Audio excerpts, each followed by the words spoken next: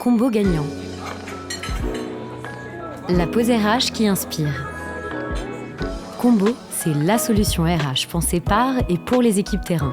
Avec ce podcast, on donne la parole à des professionnels qui bousculent le secteur de l'hôtellerie-restauration et créent des environnements de travail attractifs et performants. Bonne écoute. Bonjour à toutes et bonjour à tous. Alors aujourd'hui, j'accueille Graphie, qui est cofondatrice de PNY. C'est une chaîne de restaurants qui redore l'image du burger. Graphie, merci beaucoup de participer à notre podcast et je vais commencer en te posant la question qui est ton combo gagnant au travail, c'est quoi ? Je pense que c'est de me réveiller avec la flamme et ensuite, tout au long de la journée, m'assurer que j'ai allumé des étincelles au sein de l'équipe. Super, et on va commencer. Aujourd'hui, on va parler de deux choses. On va parler de RH, mais on va aussi parler de burger. Première question, pourquoi est-ce que toi, tu t'es lancé dans ce milieu qui est ultra concurrentiel ? Alors, il faut savoir que nous, on s'est lancé en 2012. Le premier restaurant ouvre fin 2012. Et à cette époque-là, figure-toi que c'était pas du tout concurrentiel. On était même précurseurs. On ouvre quelques mois après Blend, Big Fernand, Camion qui fume. Donc on fait tous partie de cette petite vague qui a décidé de premiumiser le burger. Alors ce qui est drôle, moi ça m'impressionne toujours, cette espèce de phénomène où t'as une vague qui apparaît comme ça, alors qu'on se connaît pas, on s'est pas concerté et on a tous la même idée au même moment. Mais parce que aussi, je t'ai entendu dire dans une interview que pour toi, le burger, c'est le symbole de la street food, c'est vraiment l'emblème même de la gastronomie mondiale. Ah oui. Je pense que c'est hyper universel. Je pense qu'un occidental qui a faim, d'emblée, il va penser pain, fromage, viande, frites. Donc, ça coche pas mal de critères. Et aussi, nous, on est la génération McDo. Donc, on a grandi avec ce phénomène-là. Donc, arrivé plus grand, je pense qu'il y a logiquement une aspiration à avoir la même chose, mais en mieux. Mais donc, vous, en quoi vous avez voulu vous différencier de McDo, justement ? Pourquoi ne pas faire un McDo bis ? Ah là là, très bonne question. Je pense qu'avec Rudy, mon associé, on a un espèce de syndrome du bon élève. Et donc, on aime bien faire les choses bien, mais jusqu'au bout, surtout. Donc, on s'est dit, nous, on veut faire un burger qui est tellement bien qu'il fasse venir tout Paris à lui. Et Paris, c'est une ville exigeante. Donc, tu fais pas bouger Paris si tu rends pas une copie de Best in Class. Donc, on est allé chercher les meilleurs ingrédients pour chaque strate du burger. On a servi ça dans un décor qui, à l'époque, était franchement novateur. Quand on s'est lancé en 2012, c'était pas courant de faire un décor pour servir des burgers. Avec un staff hyper sympa, hyper attentionné. Enfin, voilà. On a voulu rendre la copie parfaite.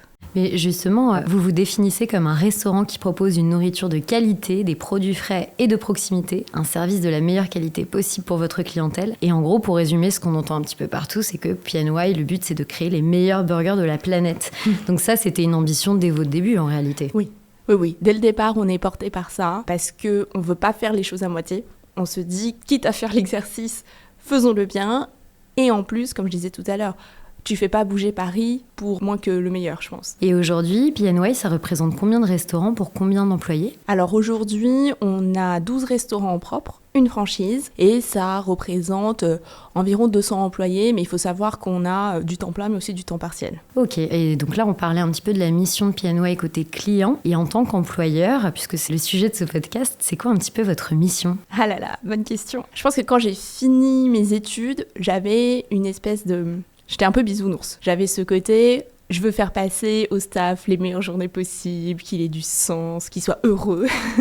Bref, je m'en mettais beaucoup trop sur les épaules. Et aujourd'hui, je pense que c'est dans l'autre sens. C'est-à-dire déjà offrir au staff tous les moyens de bien travailler. Mais rien que ça, tu fais déjà énormément pour lui. Et il faut savoir que nous, quand on s'est lancé, donc c'était il y a longtemps, 13 ou 14 ans, eh bien, la restauration était plus archaïque qu'aujourd'hui. Et quelque part, quand nous on s'est lancé, on a décidé de faire un truc tout bête, qui était de respecter le code du travail. Pas mal. Tu vois, genre, on paye les heures sup, genre, on évite les coupures, genre, on peut prendre des week-ends. Tu vois, c'est ce qui nous semblait être la base. Mais quand on discutait avec des restaurateurs, ils nous disaient « Mais attendez, vous pouvez pas faire ça. c'est impossible, vous n'allez pas être rentable, si on paye les gens au black, il y a bien une raison, etc., etc. On a tenu tête et je suis bien contente d'avoir tenu parce que clairement aujourd'hui ça paye. Et c'est ça qui est fou, c'est que c'est la base de respecter quand même la loi, la convention collective, tout ça. Et on a reçu il n'y a pas très longtemps une journaliste et autrice qui s'appelle Nora Boisouni, qui a écrit Violence en cuisine, une omerta à la française. Et quand elle décrivait les témoignages qu'elle avait recueillis, il y avait évidemment des violences sexistes, racistes, homophobes, tout ce qu'on peut imaginer. Et quand je lui demandais ce qui l'avait le plus choqué, pour elle, au-delà de ça, c'était vraiment ça, le non-respect de la loi, du droit du travail, quoi. C'est fou quand même. Et ouais. Je saurais pas l'expliquer parce que quelque part, moi j'ai pas travaillé dans ces restaurants-là, donc je sais pas te dire pourquoi ils faisaient ça, est-ce qu'il y avait une vraie raison, est-ce que c'est la solution de facilité ou au contraire, est-ce qu'ils mettaient une exigence tellement folle, parce que souvent c'est dans les gastros, les choses comme ça, eh bien ils n'avaient pas d'autre choix, enfin je sais pas te dire. En tout cas, nous, on a construit tout notre business model pour que ça soit possible, parce que ça nous semblait être la base, et je pense que ça vient du fait que moi je suis fille de Sri Lankais. Et je ne sais pas si tu sais, mais dans les cuisines parisiennes, c'est souvent des Sri Lankais, des Bangladais, etc. Et donc, il y avait quelque part une histoire de juste retour des choses. Je t'ai entendu parler justement d'une anecdote à propos de tes parents qui sont venus te voir. Est-ce que tu pourrais la raconter ? Oui, c'est très drôle. En 2012, quand on ouvre notre restaurant, hyper fier, moi je suis en cuisine et Rudy il est en salle. Là, t'as quel âge à ce moment-là ? 23, 24, quelque chose comme ça. Ouais, donc jeune. Oui. Mes parents viennent me voir en cuisine. Et là, mon père lâche avec un air hyper malicieux. Bah dis donc, tout ça pour ça. Bah ouais. Et donc aujourd'hui, c'est ça un peu l'engagement que vous avez envers vos employés, c'est de proposer, comme tu disais, le meilleur environnement de travail possible, donner les moyens en tout cas de performer, d'être à l'aise. Est-ce que ça passe par la façon dont sont faites les cuisines par exemple, ou est-ce que ça passe par les outils qu'ils utilisent ? Comment tu donnes ces moyens-là ? Alors évidemment, il y a tout ça, mais je pense que c'est aussi une histoire de posture. Alors c'est peut-être naïf, je sais pas, mais moi je suis convaincue que l'être humain est fondamentalement bon, qu'il ne va pas mal faire son travail pour le plaisir de mal le faire. Et qu'en fait, souvent, c'est parce que soit il manque d'un outil, soit il manque de formation, soit de communication. Enfin, il y a beaucoup de choses à cocher avant d'arriver au... en fait, il ne veut pas faire son taf. Et donc, la particularité qu'on a chez PNY, c'est que le bureau est en soutien des opérations. Donc, quand on se rend dans un restaurant, c'est rarement pour le contrôler, mais plutôt pour lui demander ce qu'on peut faire pour lui faciliter la vie. Et ça semble être rien, ce changement de posture, mais le fait d'être au service des opérations, ça change tout. Donc toi, est-ce que tu crois un petit peu à cette rumeur, on va dire, de peut-être d'anciens restaurateurs qui vont dire « mais maintenant les employés sont devenus hyper exigeants ». Qu'est-ce que tu en penses de ça ? Pour nous, c'est pas trop un sujet parce que je pense que chaque être humain est unique, a ses propres qualités, ses défauts, etc. Et quand on cherche à faire rentrer des carrés dans des ronds, j'ai envie de dire que c'est normal que ça fonctionne pas. Et donc, on fait quelque chose de très bizarre chez PNY. L'organigramme se dessine autour des contours des personnes. Et donc, ça doit prendre un temps fou ? Ça prend un temps fou. Soyons honnêtes. Ça prend un temps totalement incalculable, mais... Une fois que tu y arrives bien et que chacun est sur son domaine d'expertise, d'excellence, la personne, elle est tout le temps en flow. Et du coup, elle adore venir travailler, elle fait ce qui lui plaît. C'est royal. Et c'est un super moyen de fidéliser, j'imagine aussi, parce que ça te donne un peu une appartenance. Parce qu'en France, il y a aussi ce côté, le patron, il est jamais très sympa avec ses employés. Il y a un peu un fight entre patron et employé. Alors que là, effectivement, si une stratégie est construite autour de qui on est en tant qu'individu professionnel, on va dire, ça donne envie de rester toute sa vie. En tout cas, on a beaucoup de gens qui sont là depuis très longtemps et c'est très très chouette. On a fait Cocktail Street il y a pas longtemps, c'était il y a 2 semaines je crois, et je suis arrivée sur le stand et sur le stand il y avait, je pense, 50 ans d'ancienneté cumulée. Et ça, j'étais là, je les regardais. Et j'avais ma petite larme à l'œil quand même. Ouais, c'est vraiment la fierté, j'imagine. J'ai lu aussi que vous aviez de vrais engagements au niveau des salaires, avec notamment des grilles de compétences transparentes. Est-ce que tu peux nous en dire un peu plus ? Je sais plus si c'est vraiment très novateur, mais en tout cas, nous, on a une grille complètement transparente, accessible à tous, où tu sais ce que tu dois faire pour passer d'un échelon à l'autre. Et c'est des critères totalement objectifs. On a voulu mettre ça en place pour gommer l'effet de négociation. Parce que je trouve ça dingue qu'à poste égal, tu puisses avoir un salaire différent parce que t'as la tchatch, quoi. Et d'ailleurs, j'ai lu une anecdote qui disait que vous aviez à la base des variables sur les profils de managers et qu'un jour, vous leur avez dit, bon, on arrête les variables, vous allez tous vous regrouper en cercle. Non, peut-être pas. Mais vous allez déterminer d'un salaire commun. Oui. Oui. Alors, ça remonte un peu cette histoire. C'était, je crois, fin 2018 ou 2019. On avait des variables et c'était hyper compliqué à gérer parce que une usine à gaz en termes de calcul. Du coup, la personne, elle sait jamais combien elle va toucher à la fin du mois et donc, il y a un peu cette peur qui est pas très saine. Et en plus, je trouvais que philosophiquement, ça marchait pas dans le sens où quand ça se passe bien, tu le payes bien, donc tout va bien. Mais quand ça se passe mal et que tu veux que la personne elle soit motivée, etc., tu lui mets un coup de bâton. Et vraiment, ce système carotte, coup de bâton, j'avais du mal à le cautionner. Donc voilà, j'aurais dit, écoutez, je veux pas savoir. Discutez entre vous, dites-moi combien vous voulez être payé en fixe.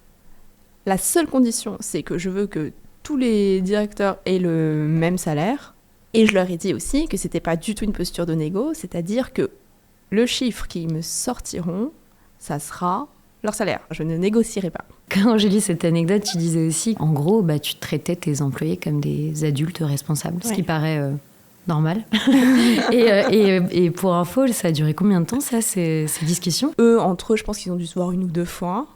Mais avec moi, pas très longtemps, parce qu'ils sont arrivés, ils m'ont dit « tant », j'ai dit « ok ». Et puis voilà. Sachant que je veux quand même mettre un espèce de disclaimer à ça, c'est pas forcément quelque chose qui peut être reproduisible partout, à tout moment. C'est aussi l'histoire de Pieds Noirs qui a amené là.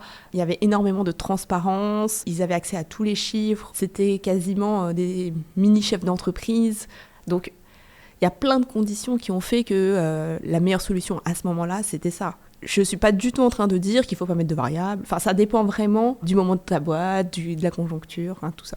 Et si on revient à la grille de compétences transparente, est-ce que tu pourrais nous en dire un petit peu plus ? Est-ce que ça concerne uniquement le côté opérationnel ou le côté bureau admin, entre guillemets ? En fait, il y a 3 colonnes. Il y a la première, c'est purement théorique. Peut-être que je vais parler du terrain, ce qui est le plus concret pour ceux qui nous écoutent. Typiquement, on a une appli en interne de formation et pour passer d'un échelon à l'autre, déjà, basiquement, il faut avoir passé les étapes dans l'appli de formation.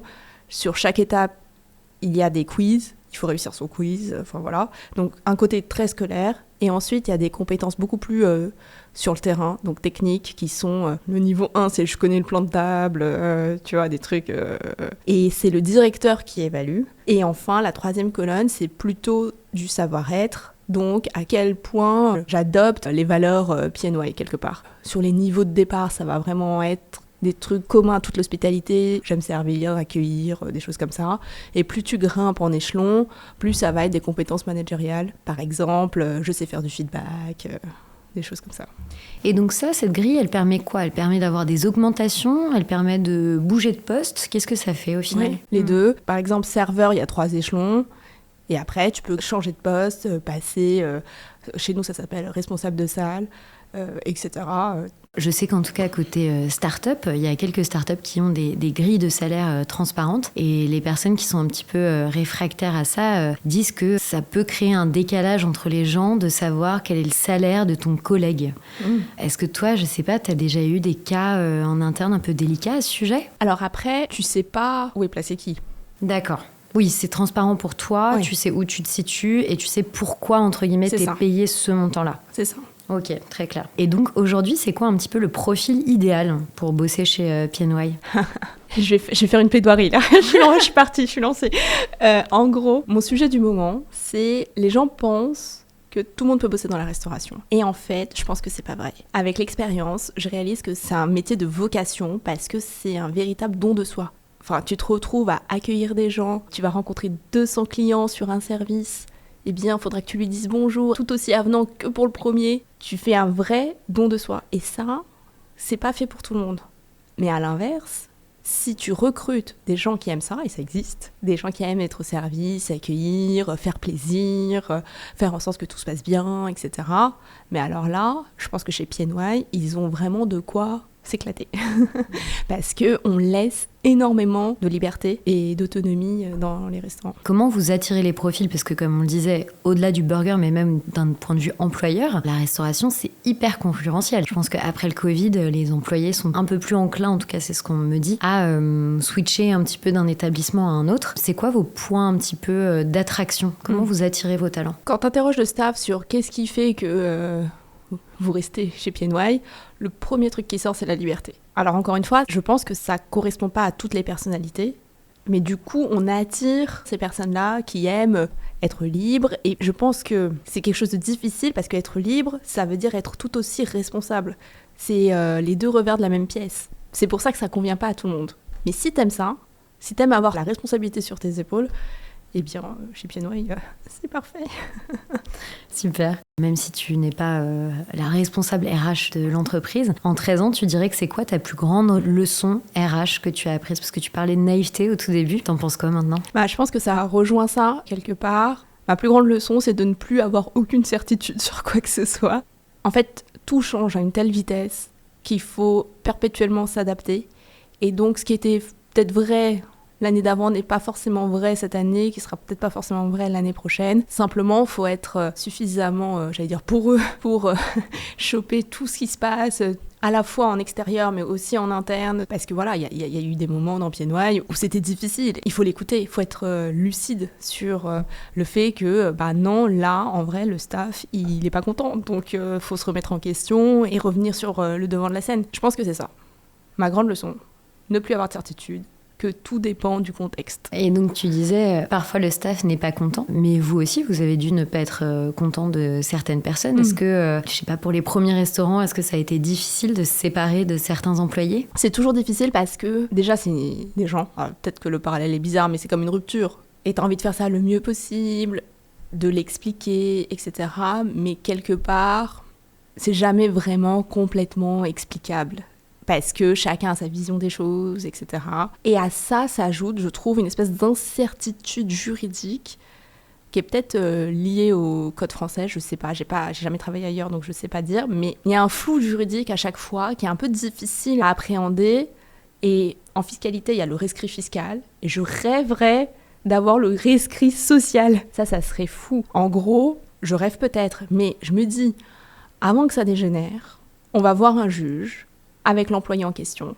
Moi, j'expose mes faits, ma version des faits. Lui, il expose sa version des faits. Et le juge, lui, dit « Bon, écoutez, voulez vous en séparer. Pour vous en séparer, il faut lui payer 9 mois de salaire. C'est comme ça, je vous l'écris. Et allez-y. » Et moi, je suis très contente de respecter, je t'ai dit, je suis bonne élève, de respecter un truc que le juge m'a dit de faire.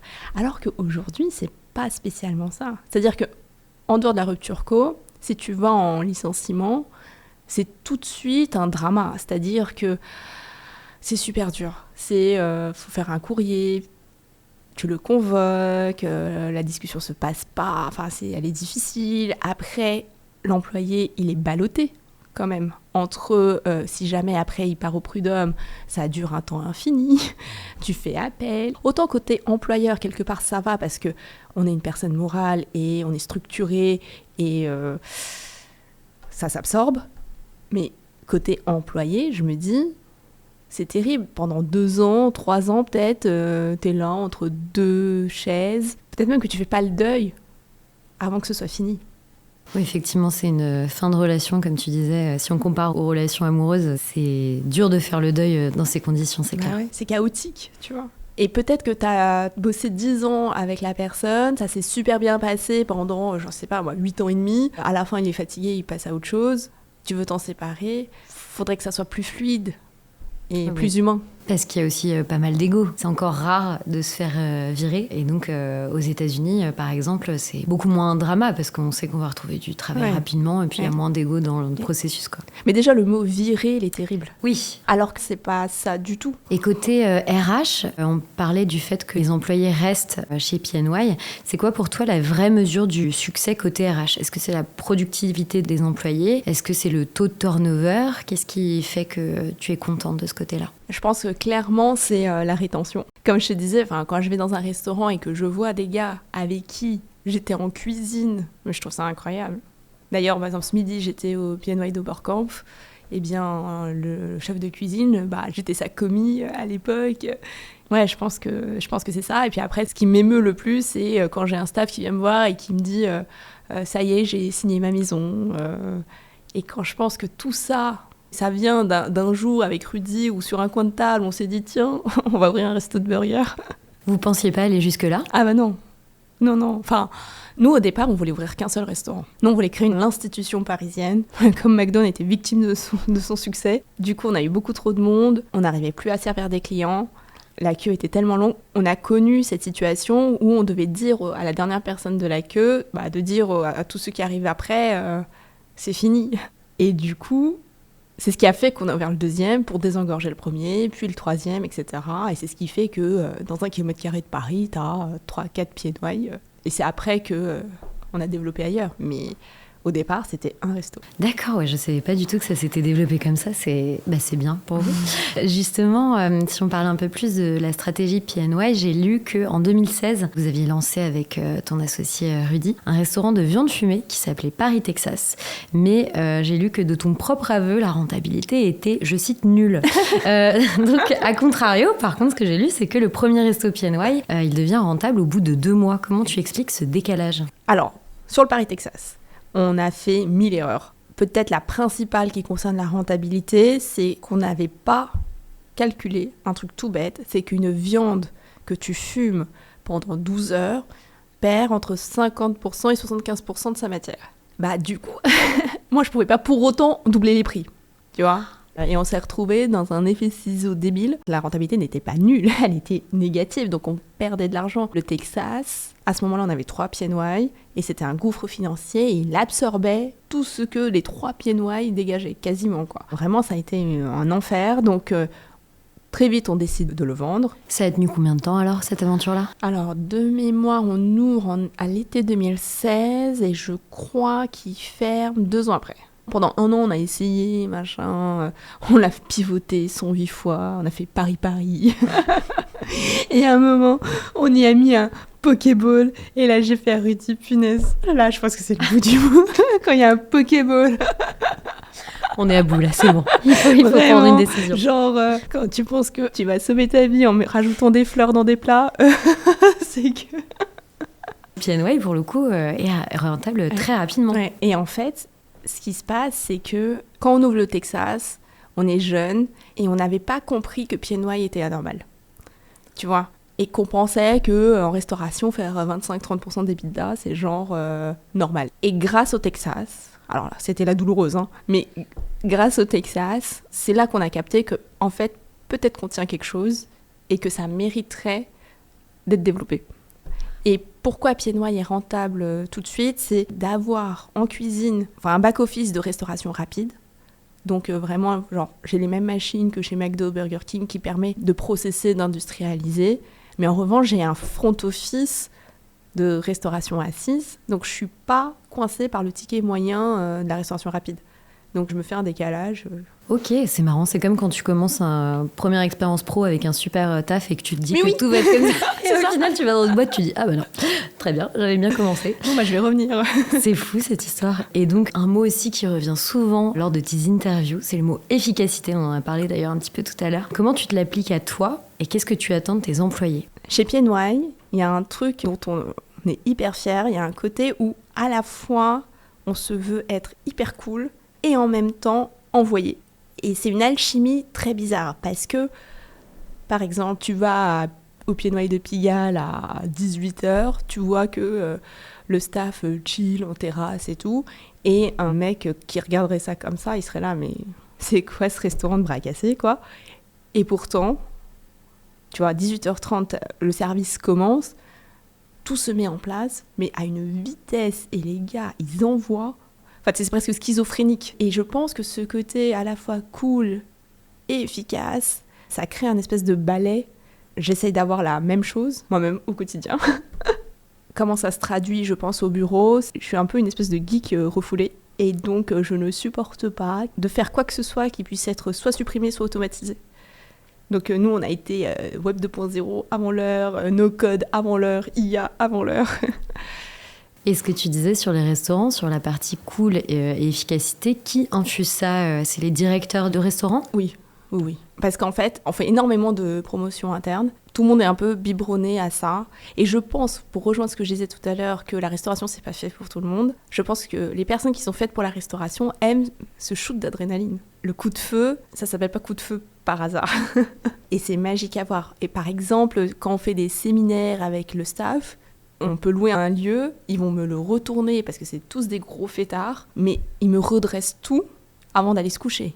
Et c'est genre nickel chrome. Et je les regarde faire et je suis là, je suis trop fière. Et ça, je pense que ce que tu disais, c'est la fidélité, entre guillemets, à l'employeur, où on se dit, vu qu'on me donne de la liberté, qu'on me considère comme un adulte et que mes droits sont respectés, et j'ai envie de rendre l'appareil aussi et de bien faire mon taf, en fait. Je voyais justement aussi que vous aviez mis en place des OKR. Donc ça, je le vois plus dans le secteur, dans le milieu start-up. Comment est née l'idée et comment ça se concrétise au quotidien? Comme je t'ai dit, je suis une espèce de geek refoulée et de mémoire, cette méthode, elle a été inventée par le fondateur d'Intel. Ça avait tellement bien marché chez Intel qu'il l'avait pitché à Google. Donc c'est en effet, t'as raison, une méthode de start-up. Mais mon côté geek a fait que, non mais attends, mais moi aussi, il n'y a pas de raison. Et je trouve que cette méthode, elle est fabuleuse. Parce que, au départ, quand le bureau est petit, quelque part c'est facile. T'es 4, on est tous dans le même bureau, tout le monde entend tout, voilà. Mais quand ton bureau s'agrandit et que ton réseau s'agrandit, t'as besoin d'un outil qui permet à la fois de prioriser et à la fois de savoir qui fait quoi. Et je trouve que cette méthode, elle permet parfaitement ça. Et si ça intéresse des gens, le mieux c'est de lire le bouquin de John Deere, qui est le fondateur de la méthode. C'est Measure What Matters. Et il explique ça hyper bien, avec des exemples concrets, et on l'utilise encore aujourd'hui. Et donc concrètement, qu'est-ce que ça donne? C'est des objectifs qui sont à l'échelle du groupe, j'imagine, aussi à l'échelle des restaurants et individuellement. Comment tu as façonné un petit peu cette méthode pour PNY? Première chose, définir ce qu'ils appellent ton étoile du Nord. Par exemple, si on prend PNY, faire les meilleurs burgers de la planète, mettons. Rien que ça. En tout cas, essayer, faire tout pour.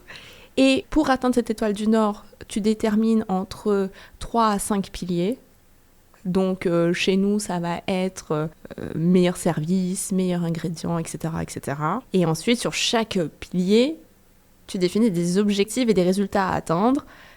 Et ce qui est super, c'est que chaque objectif, tu peux l'attribuer à une personne. Et ensuite, une fois que tu as attribué tel objectif à telle personne, elle-même, elle peut décliner, faire des sous-objectifs qu'elle-même, elle attribue aux gens de son équipe. Donc il y a un peu un truc en cascade, et ce qui est top, c'est que du coup, tout le monde voit qui fait quoi, et tout le monde voit où tu vas, et aussi, quand je disais que ça permet de prioriser, on fait une réunion trimestrielle où on décide si on met un projet dans les OKR ou pas. Et donc ça évite de se lancer dans un projet comme ça parce que j'y ai pensé là, et ça permet de laisser retomber la fame du truc et de rationaliser de est-ce que ça vaut le coup que ça devienne un OKR ou pas. Et côté ouverture de restaurant, donc vous ouvrez un restaurant tous les 12 à 18 mois, tu me disais en moyenne. Comment tu t'assures, on parlait des responsables d'établissement tout à l'heure, comment tu t'assures un petit peu que les valeurs RH de PNY soient bien infusées dans chaque établissement? Ça, c'est hyper difficile. C'est, je pense, le plus difficile parce que quelque part, toute la partie amont, qui sont de trouver l'emplacement, de faire le décor, etc., entre guillemets, c'est figé dans le temps. C'est-à-dire qu'une fois que c'est fait, c'est fait. Ensuite, trouver les bonnes personnes, les former, ça, c'est du run. Et c'est, je pense, la chose la plus difficile. Alors, avec l'expérience, je trouve qu'on recrute de mieux en mieux. Donc ça aide. Je pense que c'est un cercle vertueux. Du coup, t'attires aussi les bonnes personnes. Je pense que le truc de base, c'est d'avoir des restaurants dont le staff est fier de bosser dedans. Rien que ça, là, déjà, tu coches une case côté staff. Et puis après, nous, on a tout un programme de formation, à la fois théorique, pratique, sur X mois, en présentiel, online. Enfin, avec les années, on a mis tout ça en place. Il y a tout un onboarding qui se fait. Et puis après, en réalité, je pense que c'est au quotidien. Enfin, une valeur, ça se décrète pas, c'est juste... soit toi-même, t'es aligné et le staff voit que tu déroges pas, même si ça coûte. D'ailleurs, je pense que même que c'est une valeur parce que ça coûte. Et quand tu tiens, enfin, tu vois, t'es gardienne du temple et tu tiens le truc, petit à petit, t'as des légendes urbaines qui se créent. au sein de la boîte. Et c'est drôle, ils se chuchotent les légendes urbaines. Ah, tu sais... C'est des légendes urbaines positives, sûrement. Oui, bien sûr. Mais tu sais, un peu comme, je sais pas si c'est vrai, mais genre ce qui se raconte pour Bezos, apparemment acheter des bureaux c'était cher, et que la façon la moins chère d'avoir un bureau, c'était d'acheter des portes et de les poser sur des tréteaux. Et donc pendant longtemps, son bureau, c'était une porte sur des tréteaux. Et donc je sais pas si c'est vrai ou pas, mais cette légende urbaine qui circulait dans tout Amazon, ça montre c'est quoi les valeurs. Et toi, c'est quoi les légendes urbaines sur toi ? Ah là là, bonne question. Alors sur moi c'est difficile, mais moi je peux le faire sur Rudy, c'est plus simple. C'est quoi les légendes sur Rudy ? Non mais par exemple, Rudy est passionné de lumière. Ouais. Et donc pour lui, le lighting d'un espace est essentiel. Donc c'est vraiment une obsession chez lui. Et donc des fois il peut rentrer dans un restaurant et dire « mais tamisez-moi tout ça, on n'est pas dans un Franprix ». Et par cette phrase, le « on n'est pas dans un Franprix », c'est devenu un gimmick PNY. Et c'est rigolo parce que des fois j'entends un extra dire ça et t'es là, comment tu sais ça toi ? Bah, je le comprends, moi je suis contre les lumières blanches. Dès que je vais chez des amis, je change toutes les ampoules. Voilà, je comprends. Je vais vous présenter. Est-ce que pour toi, donc aujourd'hui, tu penses que c'est possible de vraiment garder un œil sur le terrain ? Parce qu'on parle de ça, mais demain, si peut-être que c'est pas votre ambition, mais si demain vous êtes à Singapour, Bangkok, au Mali, peu importe, est-ce que tu penses que tout ça c'est déjà duplicable à l'étranger un petit peu partout ? Et toi, comment tu t'imagines garder un œil sur le terrain ? Tout ça, ça se joue au niveau de la transmission. Je pense qu'à chaque fois que tu prends une responsabilité supplémentaire, il faut faire attention à déléguer une responsabilité que tu avais et à bien la déléguer. Et en fait, c'est en faisant ça que tu t'assures que ton équipe, elle monte en compétences. Et ça, je trouve que c'est hyper agréable. Moi, quand je vois notre directrice opérationnelle actuelle, elle avait commencé alternante chez nous il y a genre 10 ans. Je digresse totalement, mais il y a un côté clairement gratifiant à ça. Et du coup, comme tu responsabilises au fur et à mesure, je pense que la transmission, elle se fait comme ça. Et du coup, toi, tu as des ambassadeurs sur le terrain. Je te parlais des phrases de Rudy, mais j'entends aussi des phrases de Graphi. Et donc là, ça fait quand même quelques années que vous existez. C'est quoi un petit peu pour toi les changements que tu as vus dans le secteur globalement de la restauration ? C'est très large. Ah oui. Comme je disais au départ, nous quand on est arrivé, la restauration, elle était assez archaïque. Elle est clairement moins aujourd'hui et c'est une bonne chose. T'as plein de startups qui se sont engouffrées dedans. Moi, j'ai connu les plannings à la main, tenir les comptes sur Excel. Maintenant, il y a un SaaS pour tout. Ensuite, d'un point de vue plus B2C, je pense que la logique d'emplacement, elle a un peu changé. Nous, quand on s'est lancé, il y avait vraiment cette histoire de emplacement. Tu vois, il y avait cette phrase. Et aujourd'hui, j'ai l'impression que c'est plus un sujet d'accessibilité que d'emplacement avec la croissance de Google Maps. Je trouve que maintenant, les gens, ce qu'ils font, quand ils sont dans un quartier, ils vont pas forcément comme ça dans un restaurant. Ils zooment sur Google Maps, ils regardent la note et ils sont prêts à faire les 100, 200 mètres qu'il faut pour aller dans le restaurant qui est noté 4,8, 4,9, etc. Du coup, c'est plus forcément une histoire d'emplacement numéro 1 absolu, c'est plus être accessible. Parce que je pense que pour le coup, quand même, des restaurants paumés, ça reste quand même difficile. Mais accessible, et ensuite, il faut avoir une bonne note. Et comment on a des bonnes notes ? Toi qui es bon élève. Il n'y a pas de secret. On est un vrai métier d'exécution. Donc, c'est pas pour rien qu'on dit qu'on remet le couvert. C'est vraiment ça. Chaque client, l'un après l'autre, le servir avec la même envie que le premier. C'est pour ça que c'est un métier de vocation. On parle souvent avec des entrepreneurs d'équilibre vie pro, vie perso, qui a aussi une fatigue, puisque tu le disais, c'est un milieu qui est hyper exigeant, même en tant qu'entrepreneur, évidemment. Toi, c'est quoi un petit peu ce que tu as appris ? Parce qu'à tes débuts, j'imagine que, même encore aujourd'hui, mais tu as dû y mettre toute ton âme, tout ton cœur, toute ta vie. Qu'est-ce que tu as appris de cette expérience ? C'est sûr qu'au départ, on y va tout feu, tout flamme. En fait, quand Rudy me propose d'ouvrir le restaurant, j'y vais comme si j'étais en maternelle et que j'avais un copain qui me disait « Viens, on va jouer à la dinette ». Donc tu vois, avec la même innocence. Et peut-être que d'ailleurs, si j'avais pas cette insouciance, on l'aurait peut-être pas fait. Et aujourd'hui, très bonne question, peut-être que c'est de ne pas sous-estimer cette flamme qui t'anime et donc de la protéger le plus possible. Parce que cette énergie de l'entrepreneur, c'est ça qui fait que ça tourne, encore aujourd'hui, je tourne dans les restaurants, je suis là à dire il manque ci, machin, et Et c'est vrai que tu peux très vite lâcher l'affaire. Enfin, tu vois, au bout d'un moment, quand cette flamme, ça me nuise, faut l'écouter. Ça me nuise pas sans raison.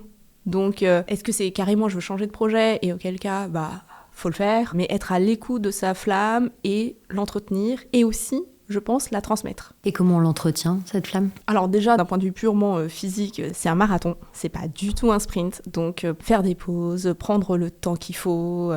Je sais qu'il y en a qui sont sportifs, donc faire leur sport, chacun son truc, mais prendre du temps pour soi, parce qu'il faut tenir sur des années. Donc déjà ça, et ensuite être alimenté, c'est-à-dire que je pense que tu as toujours besoin d'apprendre, d'innover, et que quelque part, quand t'arrêtes d'innover, quand tu commences à avoir la flemme, quand tu te dis que ça c'est pas grave, c'est des signaux faibles, mais qu'il faut prendre en compte. Et toi, ça t'est déjà arrivé ? Ah oui, bien sûr, ça m'est arrivé 1000 fois avec Rudy.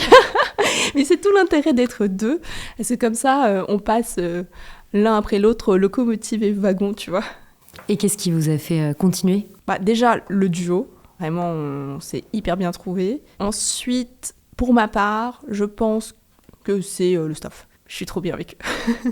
Et si tu avais un conseil à donner pour un entrepreneur qui veut accélérer sa croissance comme vous l'avez fait, qu'est-ce que ça pourrait être ? De le faire pour de bonnes raisons. Aujourd'hui, je trouve qu'il y a quasiment qu'un seul modèle prédominant. Il faut absolument ouvrir vite. Si t'as pas créé une chaîne de 50 restaurants, 60 restaurants en X années, t'as raté ta vie. En fait, non. Du développement, oui, mais il faut que ce soit parce que la personne le veut, vraiment, que c'est ce qui la nourrit, et pas parce que c'est ce qu'il faut faire, parce que ça fait bien, parce que je me suis mis dans le mal, parce que mon siège est trop gros. Enfin voilà, je dirais que c'est ça. Super, merci beaucoup Graphie. Avec plaisir. Merci à toutes et à tous d'avoir écouté cet épisode de Combo Gagnant. J'espère qu'il vous a inspiré. Si vous l'avez apprécié, n'hésitez pas à nous mettre 5 étoiles sur toutes vos plateformes d'écoute de podcast. À bientôt!